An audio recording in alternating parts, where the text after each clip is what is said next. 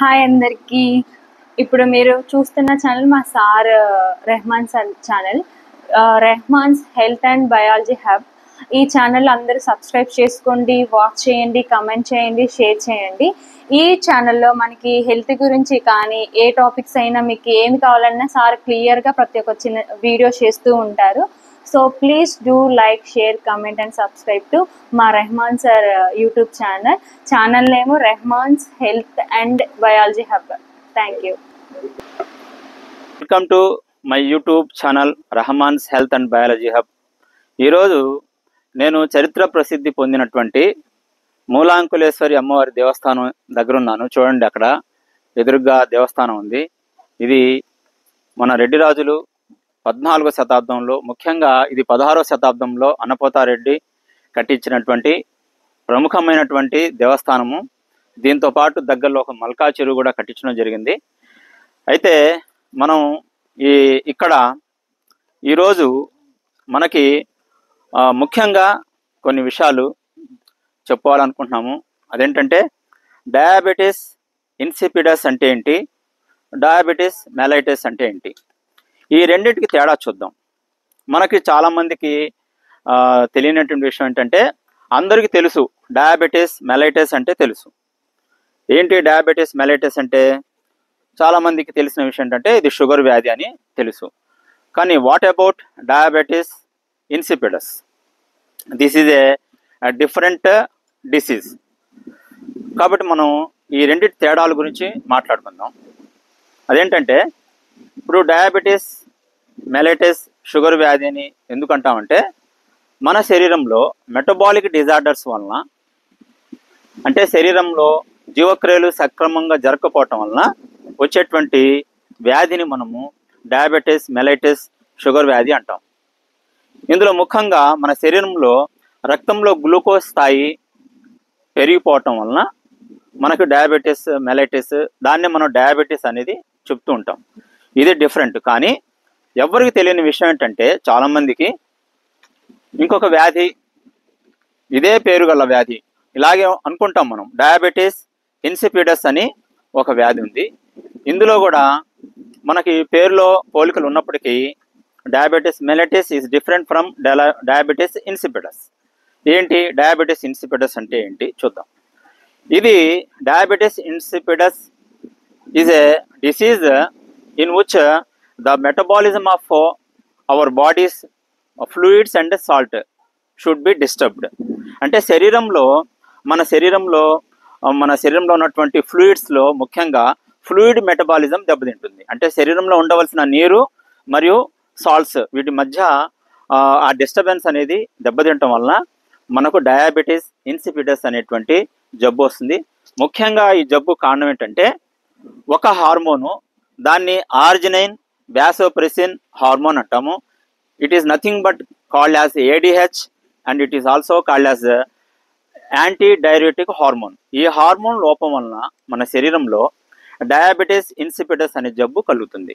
ఈరోజు మనం ఈ వ్యాధి గురించి, ఈ వ్యాధి యొక్క లక్షణాలు ఏంటి, ఈ వ్యాధిని యొక్క సివియారిటీ ఏంటి అనేది తెలుసుకోవటానికి నేను ఈ వీడియో చేస్తున్నాను. సో ప్లీజ్ ఆల్ ఆఫ్ అందరూ నా యొక్క వీడియోస్ని, నా ఛానల్ని సబ్స్క్రైబ్ చేయండి, షేర్ చేయండి, లైక్ చేయండి. దీనివలన ప్రజలందరికీ కూడా ఈ వ్యాధుల గురించి, వాటి యొక్క లక్షణాల గురించి మనం జాగ్రత్తలు తీసుకోవటం, మన లైఫ్ స్టైల్ చేంజ్ చేసుకోవటం, వాటి గురించి చెప్పడం అనేది జరుగుతుంది. So thank you. Diabetes insipidus అనే వ్యాధి ఎలా కలుగుతుందో చూద్దాం. ముఖ్యంగా ఈ వ్యాధి కలగటానికి గల 2 కారణాల్లో మనం గమనిస్తే కనుక, ఒకటి lack of production of vasopressin hormone ఒక కారణం అయితే, వాసోప్రెసిన్ హార్మోన్ రెసిస్టెన్స్ అనేది ఇంకొక కారణము. ఈ 2 కారణాల వలన ముఖ్యంగా మనకి డయాబెటీస్ ఇన్సిపిడస్ ఏర్పడుతుంది. ఎలాగా అంటే, ముఖ్యంగా ఈ హార్మోన్ గురించి తెలుసుకుందాం. First vasopressin, arginine vasopressin hormone గురించి, దాని యొక్క ఇంపార్టెన్స్ గురించి తెలుసుకుందాం. ఈ హార్మోను ప్రొడక్షన్ అనేది తక్కువ అవటం వలన కూడా మనకి డయాబెటీస్ ఇన్సిపిడస్ వస్తుంది. ఎలా తక్కువ అవుతుందంటే, ముఖ్యంగా మన శరీరంలో మనం తలలో బ్రెయిన్ ఉంది కదా, ఆ బ్రెయిన్ కింద హైపోథాలమస్ అనేటువంటి ఒక గ్లాండ్ ఉంటుంది. ఈ హైపోథాలమస్ దాని క్రిందగా పిట్యూటరీ గ్లాండ్ ఉంటుంది. ఇక్కడ ఈ యొక్క హార్మోన్ ప్రొడక్షన్లో హైపోథాలమస్ యొక్క రోల్ చాలా ఇంపార్టెంట్. హైపోథాలమస్ అంటే మీకు తెలుసు కదా, it controls our thirst and hunger and also it controls our moods అనమాట. అంటే మన శరీరంలో మానసిక ఆందోళనకు కానీ ఆకలి దప్పులకు కానీ మూలమైనటువంటి గ్లాండ్లో హైపోథాలమస్ ఒకటి. ఇక్కడ hypothalamus it releases the hormone called arginine vasopressin hormone. ఈ హార్మోను వెళ్ళేసి దాని క్రిందగా ఉన్నటువంటి పిట్యూటరీ గ్లాండ్లో స్టోర్ అవుతుంది టెంపరీగా.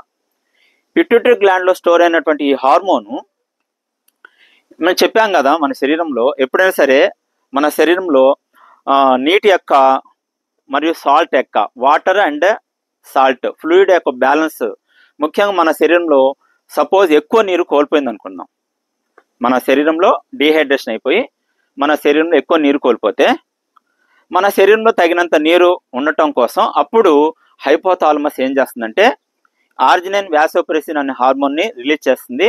ఈ హార్మోన్ టెంపరీగా పిట్యూటరీ గ్లాండ్లో ఉంటుంది. ఈ హార్మోన్ ఎప్పుడైతే మన శరీరంలో నీటి యొక్క లభ్యత అంటే నీరు తక్కువైందో అప్పుడు రిలీజ్ అవుతుంది. అప్పుడు మన శరీరంలో ఆటోమేటిక్గా యూరిన్ ఫార్మేషన్ తగ్గిపోయి మన శరీరంలోని వాటర్ని రిస్టోర్ చేస్తుంది అనమాట.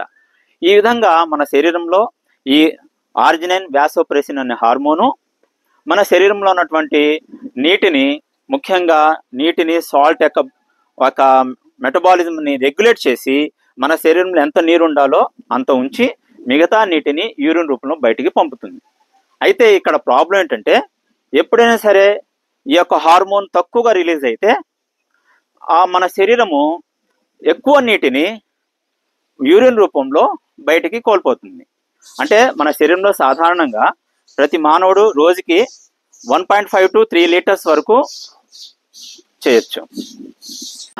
ఇప్పుడు మన శరీరంలో తగినంత స్థాయిలో వాసోప్రెసిన్ హార్మోన్ ఉత్పత్తి కాకపోవటం వలన వచ్చినటువంటి కాన్సిక్వెన్సెస్ అని మనం తెలుసుకున్నాం కదా.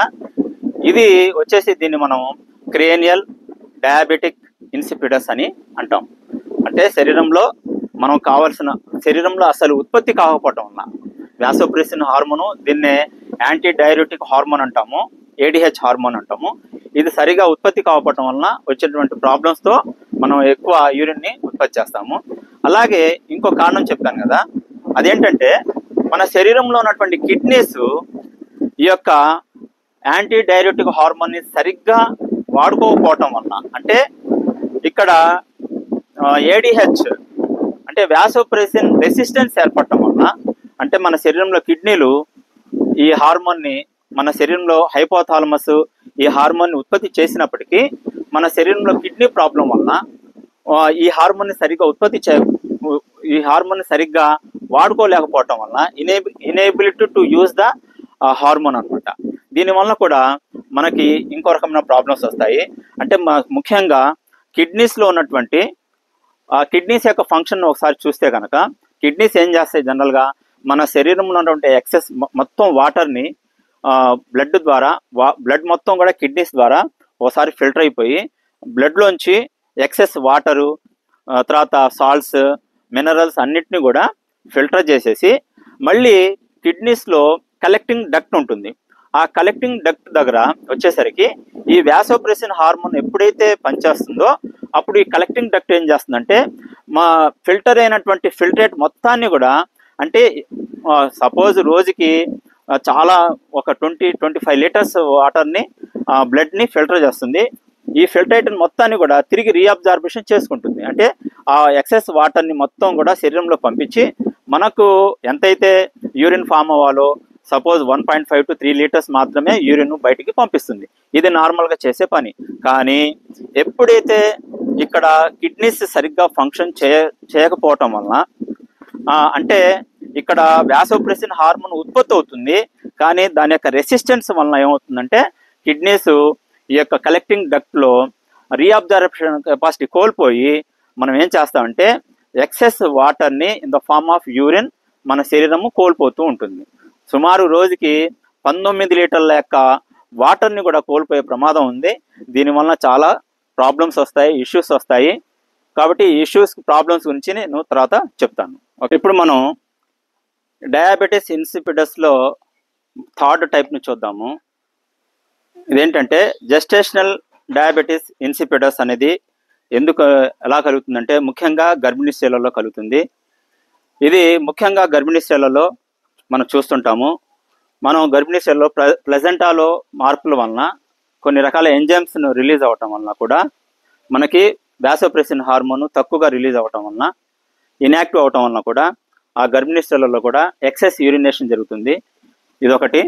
ఆ తర్వాత మనము వీటి గురించి సిమ్టమ్స్ ఎందుకు చూద్దాం. అంటే డయాబెటిక్ ఇన్సిపిడస్లో ముఖ్యంగా ఉన్నటువంటి లక్షణాలను చూస్తే కనుక ఎక్సెస్ థస్ట్, అంటే దాన్ని పాలిడిప్సియా అంటాము. And excess production of urination, అంటే అధిక మూత్రము. దీని పేరే మనము డయాబెటిక్ ఇన్సిపిడస్ని అధిక మూత్ర వ్యాధి అంటాము. ఈ వ్యాధి యొక్క ప్రధానమైన లక్షణాల్లోనే అత్యధికంగా మూత్రము రిలీజ్ అవటము, అంటే ఎక్సెస్ ప్రొడక్షన్ ఆఫ్ యూరినేషన్, దాన్ని పాలి యూరినేషన్ అంటాము. So poly urination, polydipsia and also dehydration ఏర్పడటము. అంటే ఎప్పుడైతే శరీరము నీటిని కోల్పోతుందో సాధారణంగా డీహైడ్రేషన్ ఏర్పడుతుంది. దానివల్ల బాడీలో వెయిట్ లాస్ అవుతుంది. ఇంకా ముఖ్యంగా చెప్పాలంటే మనం నిద్రపోయేటప్పుడు కూడా పక్క తడపటం అంటాం, దాన్ని బెడ్ వెట్టింగ్ అంటాము. ఈ పక్క తడపడం జరుగుతుంది.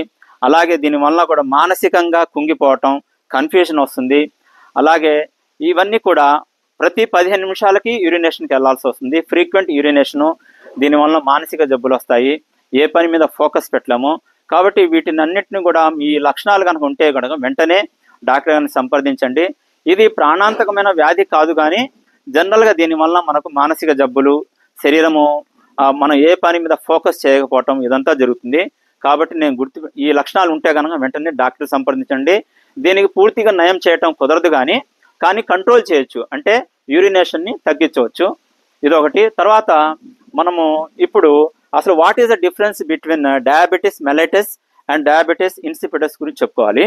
డయాబెటీస్ మెలైటస్ అంటే ఇది సాధారణ షుగర్ వ్యాధి. ఇది మన శరీరంలో ప్యాంక్రియాస్లో ఉన్నటువంటి బీటా సెల్స్ ఇన్సులిన్ ఉత్పత్తి చేసే దాని మీద ఆధారపడి ఉంటుంది. అంటే రక్తంలో గ్లూకోజ్ లెవెల్స్ని కంట్రోల్ చేసేది డయాబెటీస్ మెలైటస్ అయితే, శరీరంలో వాటర్ లెవెల్ని అలాగే సాల్ట్ లెవెల్ని, అంటే ఫ్లూయిడ్ యొక్క మెటబాలిజంని కంట్రోల్ చేసేది డయాబెటీస్ ఇన్సిపిడస్. కాబట్టి వీటి మధ్య యొక్క తేడాలు నేను చెప్పాను. కాబట్టి అన్నిటిని గుర్తించి మీరు తగినటువంటి సూచనలు తీసుకొని చక్కగా ఆరోగ్యంగా ఉండాలని కోరుకుంటున్నాను. Okay, thank you.